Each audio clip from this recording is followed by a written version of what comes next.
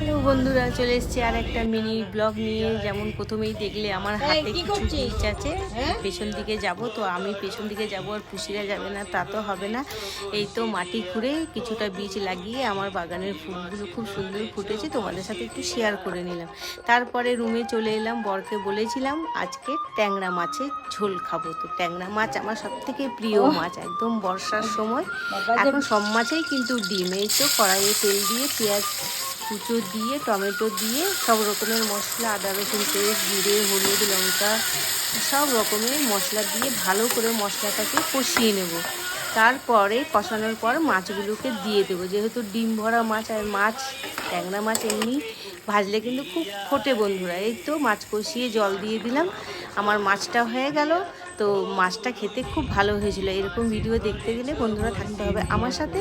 আর ভিডিওটা যদি ভালো লাগে তো লাইক, কমেন্ট, শেয়ার করে দিও।